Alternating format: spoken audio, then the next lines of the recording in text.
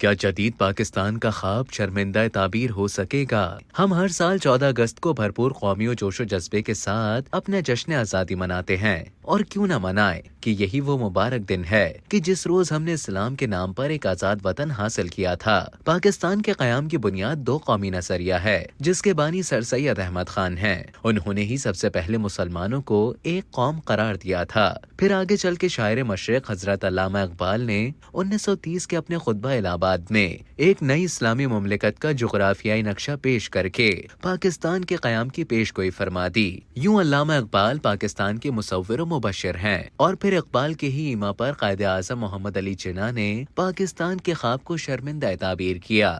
مضمون نگار ارسلان اللہ خان اپنے ایک مضمون میں لکھتے ہیں کہ ایک زمانے میں یوم آزادی کے موقع پر ملک بھر میں تقریری اور ملی نغموں کے مقابلے سمیت جذبہ حب الوطنی کو فروغ دینے والی دیگر مثبت سرگرمیوں کا انعقاد ہوتا تھا۔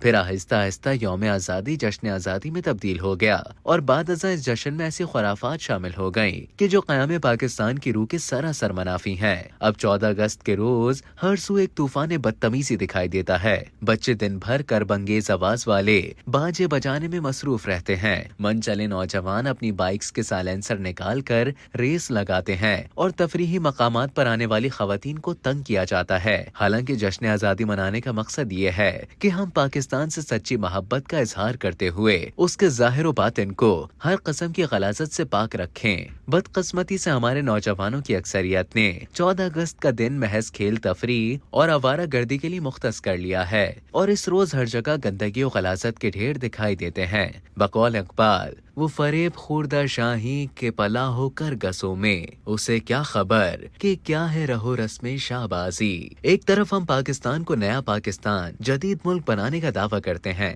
حالانکہ اگر ہم اس ضمن میں واقعی سنجیدہ ہیں تو پھر ہمیں انفرادی و اجتماعی ہر دو اعتبار سے اپنی اصلاح کرنی ہوگی کہ جدید پاکستان کا خواب اسی وقت ہی شرمندہ تعبیر ہو سکتا ہے کہ جب ہم معاشی طور پر خود مختار ہوں۔ خود انحصاری کے بغیر ہم دنیا میں اپنا مقام نہیں بنا سکتے، دنیا کی آنکھوں سے آنکھیں نہیں ملا سکتے، اور اس زمن میں سب سے پہلے ہمیں اپنی تعلیم و تربیت پر توجہ دینی ہوگی۔ واضح رہے کہ دین اسلام تعلیم کے ساتھ تربیت پر بھی بے حد زور دیتا ہے، لیکن ہم نے تو اپنے نصیب میں تربیت کا خانہ ہی خالی رکھا ہوا ہے، جس کے نتیجے میں ہمارے طلبہ ایک ایسے معاشرے میں پروان چڑھتے ہیں کہ جہاں ہر معاملے میں دوہرا معیار اپنایا جاتا ہے۔ لوگ کذب بیانی کو برا سمجھتے ہیں، لیکن جھوٹ بولنے سے باز بھی نہیں آتے۔ فریب اور دھوکہ دہی کو غلط گردانتے ہیں، لیکن خود دھوکے بازی کرتے ہیں، اور ایسے ہی ماحول میں ہمارے نوجوان نسل نو اور ہمارے مستقبل کے معیار سخت ذہنی الجھن کا شکار نظر آتے ہیں۔ اللہ تعالیٰ نے پاکستان کو بیش بہا قدرتی وسائل سے نوازا ہے، جنہیں نیک نیتی سے بروئے کار لا کر ملک کو معاشی طور پر خود مختار بنایا جا سکتا ہے۔ پاکستان میں ٹورزم انڈسٹری میں ہی خاصے مواقع موجود ہیں۔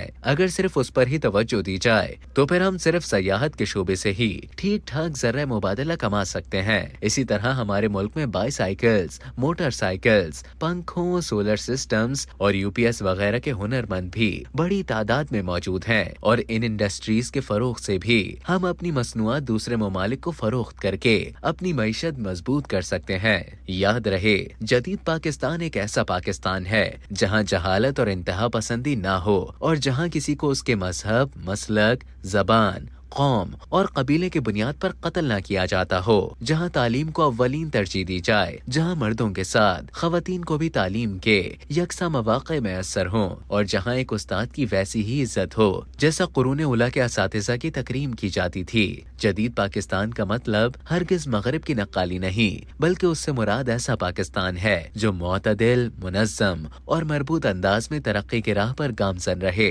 جہاں کا ہر نوجوان خودی کے جذبے سے لیس ہو، اور جو اقوام عالم کی قیادت کرے۔